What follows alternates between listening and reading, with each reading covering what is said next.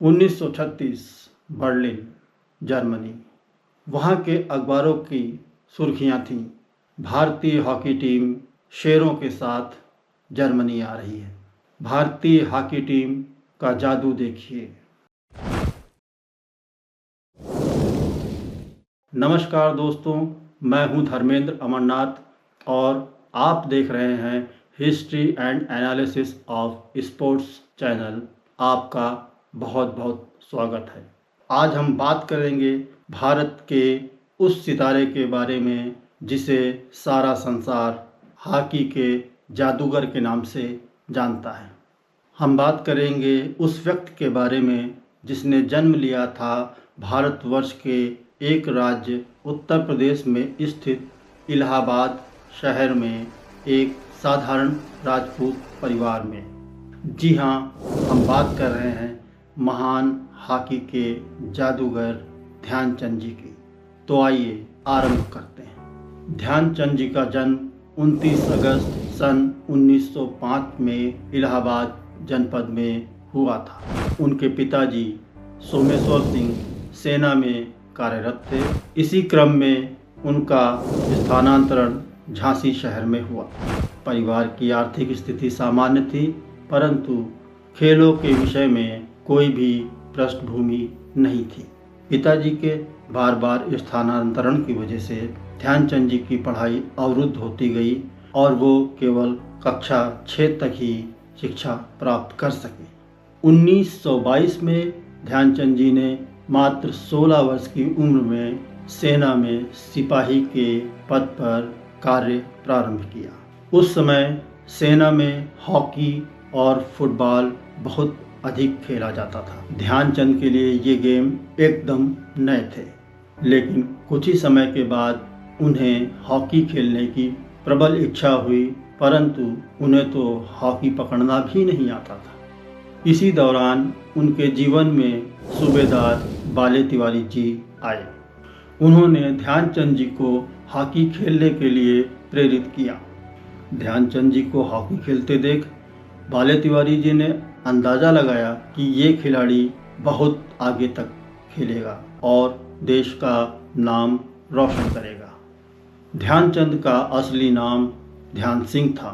ध्यानचंद दिन भर सेना में नौकरी करते और भी अपने कामों को करने के बाद अगर चांद की रात यानी चांदनी रात होती तो उसकी रोशनी में हॉकी खेलने का अभ्यास किया करते। बाले तिवारी ध्यानचंद जी की इस लगन को अक्सर देखा करते थे। एक दिन बाले तिवारी ध्यानचंद जी के पास गए और उन्हें आशीर्वाद देते हुए कहा, ध्यान सिंह, जिस प्रकार तुम चांदनी रात में हॉकी का अभ्यास करते हो, उसी प्रकार तुम एक दिन हॉकी में चांद की तरीके से चमकोगे और आज से मैं तुम्हें ध्यान सिंह नहीं ध्यानचंद कह के पुकारूंगा। उसी दिन से ध्यान सिंह का नाम ध्यानचंद कहलाने लगा। सेना में होने वाली प्रतियोगिताओं में ध्यानचंद जी का नाम चमक उठा। अब अंग्रेज अधिकारी भी ध्यानचंद जी को जानने लगे थे। ध्यानचंद जी दिल्ली में होने वाली वार्षिक हॉकी प्रतियोगिता में चयनित हुए।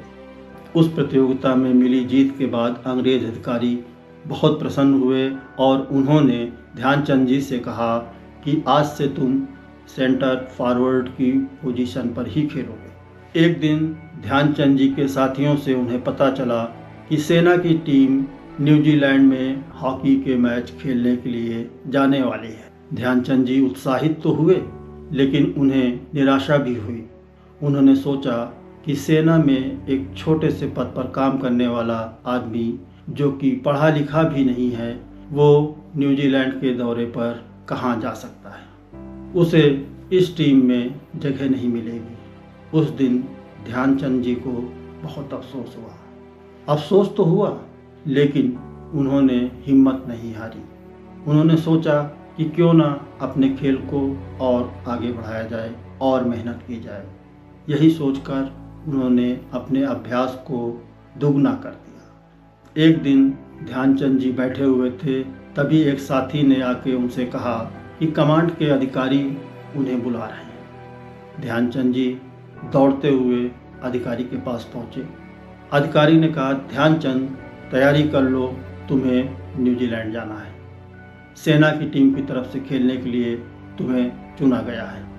न्यूजीलैंड जाने की खुशी के साथ ही उनकी चिंता बढ़ गई, क्योंकि विदेश में पड़ने वाली ठंड के लायक उनके पास पर्याप्त कपड़े भी नहीं थे। फिर भी ध्यानचंद जी ने सेना से मिले कोट, गर्म कपड़े और कंबल सभी को इकट्ठा किया और अपना किट बैग तैयार किया। ऐसा पहली बार हो रहा था जब भारतीय हॉकी टीम विदेश खेलने जा रही थी। लगभग 25 दिनों की यात्रा के बाद वे लोग न्यूजीलैंड पहुँचे।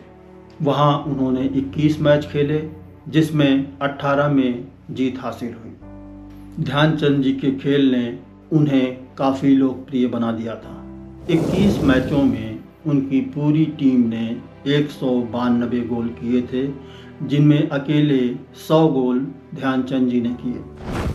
करीब 50 वर्ष बाद ध्यानचंद जी के पुत्र अशोक कुमार जी जब न्यूजीलैंड गए तो वहाँ पर स्टेडियम में अपने पिता की तस्वीरें देखी। दरअसल उस समय ध्यानचंद जी ने खेल प्रेमियों को अपना दीवाना बना दिया था। अशोक कुमार जी के पास एक बुजुर्ग व्यक्ति आया और उसने एक हॉकी स्टिक का छोटा सा टुकड़ा उन्हें दिखाया। वो बताने लगा कि एक मैच के दौरान ध्यानचंद जी की हॉकी स्टिक टूट गई थी, जिसके टुकड़े खेल प्रेमियों ने आपस में बांट लिए थे। वो व्यक्ति उसी टुकड़े को दिखा के अपने प्रेम को प्रकट कर रहा था। इधर भारत में चर्चा होने लगी कि शायद इस बार हॉकी को होने वाले ओलंपिक में सम्मिलित किया जाएगा। 1920 में एंटवर्प में हॉकी को स्थान मिला था, लेकिन पेरिस ओलंपिक 1924 में हॉकी को हटा दिया गया था। 1928 एम्स्टर्डम में ओलंपिक गेम होने जा रहे थे और भारतीय हॉकी संघ पूरा प्रयास कर रहा था कि इस बार होने वाले ओलंपिक गेमों में हॉकी को सम्मिलित किया जाए। अंततः हॉकी को ओलंपिक खेलों में सम्मिलित कर लिया गया, लेकिन समस्याएं अभी और भी थी, क्योंकि अब तक जितने भी ओलंपिक खेल हुए थे उनमें इंग्लैंड ने ही विजय हासिल की थी और वो इस बात के लिए बिल्कुल तैयार नहीं था कि उसका उपनिवेश भारत किसी प्रतियोगिता में जाकर हिस्सा ले। लेकिन लोगों की मांग के कारण उसे इसकी स्वीकृति देनी पड़ी। केवल अनुमति मिलना ही काफ़ी नहीं था। भारतीय हॉकी संघ के लिए अभी और भी मुश्किलें थीं, जैसे टीम का चयन कैसे किया जाए और ये कार्य करने के लिए किस स्थान को चुना जाए।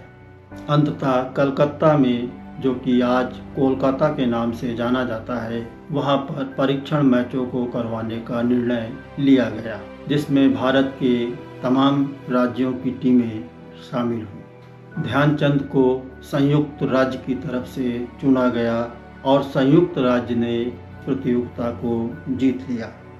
अब इस सब के बाद एक विकट समस्या और आके खड़ी हो गई। नौबत यहाँ तक आ गई थी कि संघ के पास केवल 11 लोगों को भेजने के पैसे ही एकत्र हुए थे। बाकी के खिलाड़ियों को भेजने के लिए संघ के पास पैसे नहीं थे। इस समय संघ की मदद की बंगाल के हॉकी संघ ने। उसने बाकी के 2 खिलाड़ियों को भेजने के लिए धन की व्यवस्था की। किसी ने कल्पना भी नहीं की थी कि एम्स्टर्डम जाने वाली भारतीय हॉकी टीम इतिहास रचने जा रही है। ध्यानचंद अपनी टीम के साथ 10 मार्च 1928 को कैसरे हिंद नामक जहाज से रवाना हुए।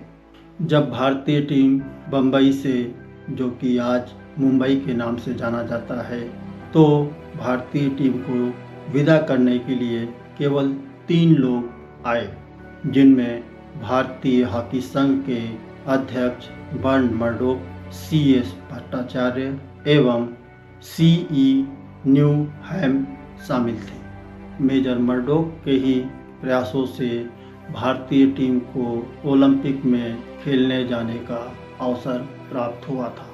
30 मार्च 1928 को भारतीय हॉकी टीम तिलवारी पहुंची। बम्बई की तरह ही लंदन में भी भारतीय टीम के स्वागत में कोई नहीं आया। लंदन की शीतलहर से बचने के लिए कुछ खिलाड़ियों ने तो कंबल ही ओढ़ लिए थे। कुछ अधिकारियों से परिचय के बाद एक अधिकारी ने उन्हें बताया कि लंदन में उन्हें 11 अभ्यास मैच खेलने हैं, जिससे उन्हें यूरोप के मैदानों और मौसम में खेलने का अनुभव प्राप्त होगा। वहां के मैचों के दौरान ध्यानचंद जी और उनकी टीम के सदस्यों को एक ऐसा सबक सीखने को मिला जिसे वे जीवन पर्यंत कभी ना भूल पाए। दरअसल मैच के दौरान भारतीय हॉकी टीम सहकर्मी को किट बैग लाने के लिए कह रही थी। तभी वहां पे उनकी विपक्षी टीम आई, जिन्होंने अपने अपने किट बैग बहुत शान से उठा रखे थे और सीना चौड़ा करके वो उनके सामने से निकल गए। भारतीय खिलाड़ी समझ गए कि अपना काम करने में आत्मसम्मान और बढ़ जाता है। इस दौरान भारतीय टीम को इंग्लैंड के हॉकी महोत्सव फोकस्टोन में खेलने का मौका भी मिला, जहां पर इंग्लैंड ने अपने देश की टीम को उतारा। वहां दर्शकों की संख्या बहुत ज़्यादा थी। इंग्लैंड की टीम हॉकी चैंपियन थी, परंतु भारतीय हॉकी टीम ने उन्हें बुरी तरह पराजित किया। ब्रिटिश अधिकारी शर्मिंदा हो रहे थे और उन्हें ये महसूस होने लगा कि आने वाले ओलंपिक में ब्रिटेन की हॉकी टीम को नहीं भेजा जाना चाहिए। अंग्रेजों के चेहरे शर्मसार थे और हमारे खिलाड़ियों ने उन सभी के मुंह बंद कर दिए जो भारतीय टीम को ओलंपिक में भेजे जाने के पक्ष में नहीं थे। ध्यानचंद जी ने अंग्रेजों को दिखा दिया था कि हम भारतीय उनके गुलाम जरूर थे, लेकिन हॉकी में उनसे बहुत आगे थे। इसके उपरांत 14 अप्रैल 1928 को भारतीय टीम एम्स्टर्डम पहुंची। इस बार ओलंपिक में 9 टीमों ने हिस्सा लिया था, जिसमें भारत के अतिरिक्त Belgium, Denmark, Germany, Australia, Holland, France, Switzerland और स्पेन शामिल थे। उन्हें 2 पूलों में विभाजित किया गया था। फोकस्टोन की हार के कारण ब्रिटेन ने अपनी टीम को ओलंपिक में नहीं भेजा था। ओलंपिक में स्वर्ण जीतने की उम्मीद लेकर गई भारतीय टीम को 17 मई को ओलंपिक में अपना पहला मैच खेलने का अवसर मिला। मैच ऑस्ट्रेलिया के विरुद्ध था, जिसे भारत ने 6-0 से जीत लिया, जिसमें ध्यानचंद जी ने अकेले 4 गोल किए थे। 18 मई को बेल्जियम के विरुद्ध भारत ने मुकाबला 9-0 से अपने नाम किया। जिस प्रकार भारतीय टीम ओलंपिक में प्रदर्शन कर रही थी, तो ओलंपिक के स्टेडियम में भारतीय खिलाड़ियों का नाम गूंज रहा था। दर्शक उत्साहित थे। हॉकी प्रेमी एक ऐसे खिलाड़ी को खेलते देख रहे थे जिसके लिए हॉकी केवल खेल मात्र नहीं, पूजा थी। 20 मई को डेनमार्क के खिलाफ भारत ने 5-0 से विजय दर्ज की। 22 मई को सेमीफाइनल में स्विट्जरलैंड को हराने के बाद भारत का मुकाबला हॉलैंड से था। जब मैच खत्म हुआ तो दर्शक दीर्घा से बाहर निकलते दर्शकों से एक पत्रकार ने पूछा, आपको क्या लगता है कि फाइनल कौन जीतेगा? उसने तुरंत जवाब दिया, क्या अभी भी आपको कोई शक है? फाइनल तो भारत ही जीतेगा। हाँ, आपने बिल्कुल सही कहा। गोलकीपर एल्विन हो या सेंटर फॉरवर्ड ध्यानचंद, किसी भी टीम के पास इनका कोई जवाब नहीं है। पास में खड़ी एक महिला बोल उठी। एक दर्शक ने कहा, ध्यानचंद हॉकी के खिलाड़ी नहीं, जादूगर हैं। इधर लोग अनुमान लगा रहे थे और उधर भारतीय खेमे में हालात बहुत खराब थे। कुछ वर्षों बाद ध्यानचंद जी ने बताया था, ये स्वर्णिम जीत इतनी आसान नहीं थी। भारत के जयपाल सिंह उपलब्ध नहीं थे और 3-4 खिलाड़ी काफ़ी बीमार थे। इतना ही नहीं, ध्यानचंद स्वयं बहुत बीमार थे। ध्यानचंद जी से टीम के मैनेजर ने कहा कि ध्यानचंद तुम्हारी तबीयत ठीक नहीं है, अगर चाहो तो तुम कल का मैच ना खेलो। ध्यानचंद जी ने कहा कि विदेशों में भारत का नाम उज्जवल करने का मौका बार बार नहीं मिलता। चाहे जो हो जाए, मैं कल का मैच अवश्य खेलूँगा। ध्यानचंद की इस बात से मैनेजर बहुत उत्साहित हुए। ध्यानचंद मैदान पर जाकर भूल गए कि वे बीमार थे। उस दिन स्टेडियम में करीब 50,000 लोग थे और भारतीय टीम ने डच खिलाड़ियों को कोई भी अवसर नहीं दिया और मैच को 3-0 से जीतकर स्वर्ण पदक अपने नाम कर लिया। उनके इस खेल के बारे में विदेशी अखबारों ने खूब जमकर तारीफ की। एक अखबार ने लिखा, ये कोई हॉकी मैच नहीं था, ये जादू था और ध्यानचंद जादूगर हैं। भारतीय खिलाड़ियों के मन में यही बात थी कि जब हम आ रहे थे तो हमें विदा करने के लिए मात्र 3 लोग आए थे। जब हम लौट के जाएंगे तब भी वही 3 लोग होंगे, लेकिन ऐसा नहीं था। मुंबई बंदरगाह पर हजारों की संख्या में जनमानस इकट्ठा हुआ था। बम्बई के मेयर डॉक्टर जीवी देशमुख खुद उनके अभिनंदन के लिए आए थे। जीत के जश्न पर दावत के दौरान एक व्यक्ति ने एक पेपर की कटिंग दिखाकर कहा कि देखिए, इस पे लिखा है कि ध्यानचंद की स्टिक हॉकी स्टिक की तरह नहीं, एक जादू की छड़ी की तरह काम करती है। ध्यानचंद जी हंसने लगे और उन्होंने कहा कि लोग मेरी हॉकी स्टिक को तोड़कर देखना चाहते हैं कि कहीं इसमें कोई गोंद तो नहीं है या मैंने मैग्नेट तो नहीं लगा रखा है। ध्यानचंद जी ने एक बार बताया कि एक मैच के दौरान जब मध्यांतर हुआ था तो उनकी हॉकी स्टिक को एक महिला ने दूसरी हॉकी स्टिक से बदल दिया। जब उन्होंने उस हॉकी स्टिक को अपने हाथ में लिया तो वो पहचान गए कि ये उनकी हॉकी स्टिक नहीं है और उसी स्टिक को लेकर वो मैदान पर उतर गए और उन्होंने जमकर गोल दागे। ध्यानचंद जी का परिवार झांसी में रहता था, जहां उन्होंने झांसी हीरोज नामक एक क्लब की स्थापना की। उनके छोटे भाई रूप सिंह भी उसी क्लब में हॉकी खेला करते थे। 1932 में लॉस एंजल्स में ओलंपिक होने थे। भारतीय हॉकी संघ इस बार एक नई मुसीबत से जूझ रहा था, क्योंकि एम्स्टर्डम की तुलना में लॉस एंजल्स की दूरी बहुत ज़्यादा थी और टीम को भेजने के लिए काफ़ी धन की आवश्यकता पड़नी थी। इस मुश्किल घड़ी में टीम का साथ दिया मिस्टर हेमैन ने। उन्होंने बैंक से लोन लिया और भारतीय संघ को दे दिया। उस बैंक का नाम पंजाब नेशनल बैंक था, जिसके लिए हम सभी भारतीय आज भी आभारी हैं। बैंक का ऋण भी भारतीय टीम को भेजने के लिए पर्याप्त नहीं था। इस बार भी भारतीय संघ की सहायता बंगाल हॉकी संघ ने की और बाकी की रकम उन्होंने अदा की। कलकत्ता में हॉकी टीम का चयन हुआ, जिसमें इस बार ध्यानचंद जी के छोटे भाई रूप सिंह भी चयनित हुए। कोलंबो में उन्होंने एक मैच खेला।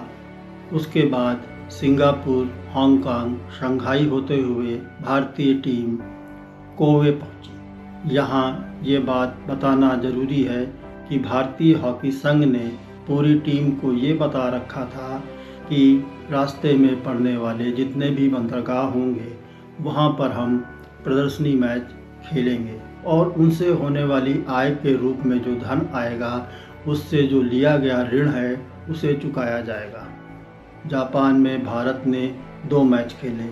जब एक मैच के दौरान भारत ने जापान को 11-0 से हरा दिया तो जापान के अधिकारियों ने ध्यानचंद जी की हॉकी को तोड़कर चेक किया कि कहीं इसमें कोई चुंबक तो नहीं लगा रखा है जिससे गेंद चिपक जाती है। उसके बाद जापान से भारतीय टीम होनोलुलु के लिए रवाना हो गई।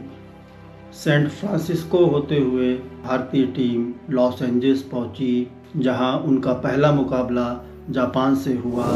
उस मैच को भारत ने 11-1 के बड़े अंतर से जीत लिया।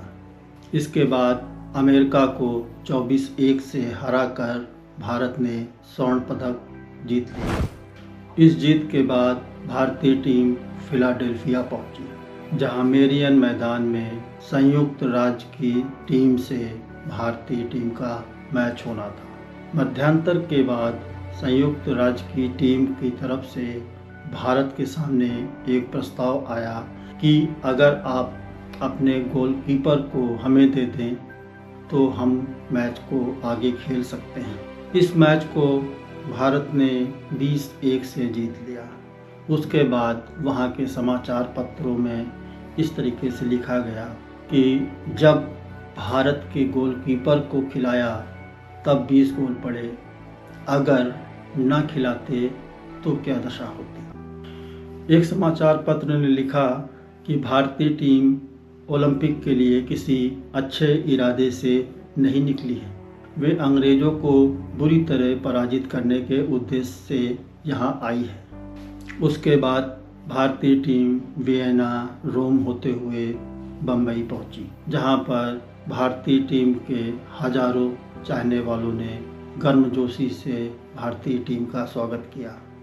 ध्यानचंद जी एक घटना के बारे में बताते हैं कि एक बार कि मिस्टर हेमैन ने उन्हें रेलवे में जॉब के लिए आमंत्रित किया। तब ध्यानचंद जी ने मिस्टर हेमैन से कहा कि क्षमा करें, मैं सेना में खेलने में ज़्यादा गौरवान्वित महसूस करता हूँ। कुछ दिनों बाद उन्हें मेजर का पद मिला, जिसके बाद ध्यानचंद मेजर ध्यानचंद बन गए। 1935 में भारतीय टीम ने न्यूजीलैंड का दौरा किया, जहां 43 मैच खेले गए। उस दौरे में भारी बारिश हुई, जिससे मैदानों में पानी भर गया और भारतीय टीम अपना उत्कृष्ट प्रदर्शन नहीं कर पाई। फिर भी भारतीय हॉकी टीम ने जीत दर्ज की। ध्यानचंद ने उस दौरे में 200 गोल किए थे। इसी श्रृंखला में एडिलेड में दक्षिण ऑस्ट्रेलिया के खिलाफ भारत का मैच हुआ, जिसे भारत ने 10-1 से जीत लिया।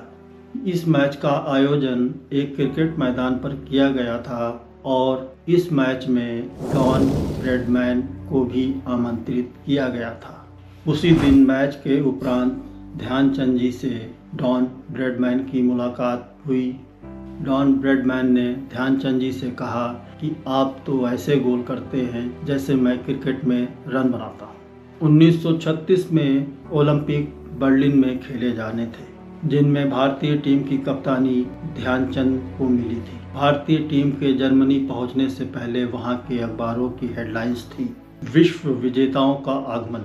भारतीय टीम के साथ कई शेर आए हैं। भारतीय टीम जब बर्लिन पहुंची तो वहां एक विशाल जनसमूह उनके स्वागत के लिए आया हुआ था। ध्यानचंद ने देखा कि उस जनसमूह में कुछ भारतीय भी थे जिन्होंने तिरंगे को अपने हाथ में ले रखा था। जैसे ही भारतीय टीम यूनियन जैक के तले रवाना होने को हुई तो उन भारतीयों ने भारतीय टीम के मैनेजर पंकज गुप्ता जी और ध्यानचंद से कहा, आप यूनियन जैक के बजाय तिरंगे के तले खेलें।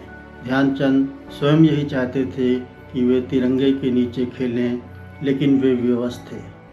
वे जानते थे कि अगर वो ऐसा करेंगे तो उनकी पूरी टीम को ओलंपिक से बाहर कर दिया जाएगा। वैसे भी ब्रिटेन ने एक ब्रिटिश एम्बेसडर को भारतीय टीम की निगरानी करने हेतु पीछे लगा रखा था। 11 जुलाई 1936 को भारत और जर्मनी के बीच एक अभ्यास मैच खेला गया, जिसमें अप्रत्याशित रूप से जर्मनी ने भारत को 4-1 से हरा दिया। ध्यानचंद जी ने बाद में लिखा कि ये हार उनके लिए किसी सदमे से कम न थी। 5 अगस्त 1936 को भारत का पहला मुकाबला हंगरी के खिलाफ हुआ। उस मुकाबले को भारत ने 4-0 से जीता। 7 अगस्त को अमेरिका के खिलाफ हुए मैच में भारत ने अमेरिका को 7-0 से पराजित किया। 10 अगस्त को जापान को पराजित किया और 12 अगस्त फ्रांस से मुकाबला हुआ, जिसमें भारत ने फ्रांस को 10 गोलों से हरा दिया। ध्यानचंद ने अकेले 4 गोल किए। इसी दौरान जर्मनी, डेनमार्क, अफगानिस्तान और हॉलैंड को हराकर फाइनल पहुंच चुका था। 14 अगस्त को भारी बारिश की वजह से मैदान में पानी भर गया। तब भारतीयों ने जर्मन अधिकारियों से कहा कि अगर संभव हो तो मैच को 15 अगस्त को करवा दिया जाए। 15 अगस्त को क्योंकि समापन का दिन था और शाम के कार्यक्रमों में कोई परिवर्तन करना संभव नहीं था, इसलिए 15 अगस्त की सुबह 11 बजे भारत और जर्मनी का फाइनल मुकाबला तय हुआ। 14 अगस्त की रात ध्यानचंद सो नहीं पाए। उन्हें अभ्यास मैच की वो हार अभी तक भूली नहीं थी। उस पराजय का कटु अनुभव पूरी टीम के साथ था। फिर भी उन्होंने अपनी टीम को हौसला दिया और डटकर जर्मनी का सामना करने के लिए कहा। फाइनल मुकाबले में भारतीय टीम ने जर्मनी को दिखा दिया कि वे उनसे बेहतर हैं। करीब 40,000 दर्शकों की भीड़ स्टेडियम में थी। हिटलर खुद इस मैच को देखने के लिए आया था।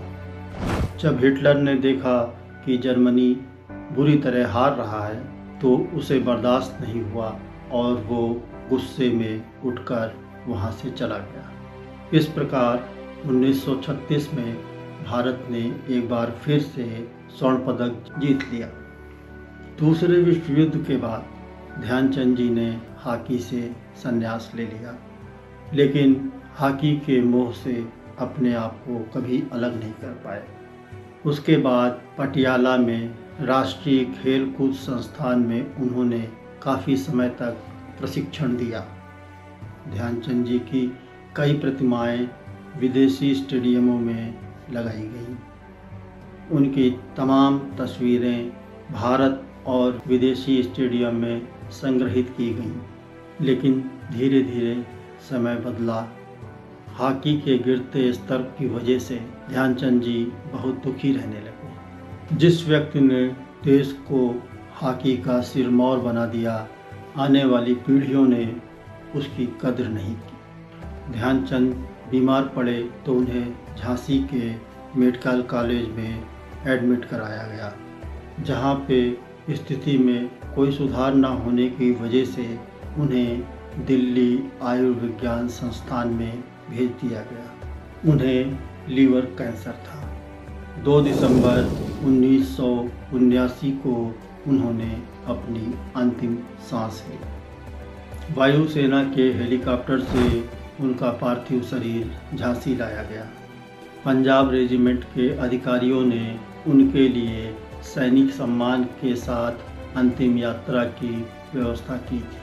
पंजाब रेजिमेंट के सर्वोच्च अधिकारियों ने उनके शव को कंधा दिया। जब मेजर ध्यानचंद का पार्थिव शरीर चिता पर रखा गया तो उनके शरीर के ऊपर 2 हॉकी स्टिक क्रॉस करके रखी गई और एक हॉकी की गेंद को उसके बीच में रखा गया। हॉकी के जादूगर के लिए इससे बड़ी विनम्र श्रद्धांजलि और क्या हो सकती थी। उन्हें अपने प्रिय हीरोज ग्राउंड में ही मुखाग्नि दी गई और जैसे ही अग्नि की लपटें ऊपर उठने लगीं, पूरे मैदान में नारे गूंजने लगे। लोग नम आंखों से अपने जादूगर को विदाई दे रहे थे। ध्यानचंद जी अमर रहे। हॉकी के जादूगर जिंदाबाद। नमस्कार।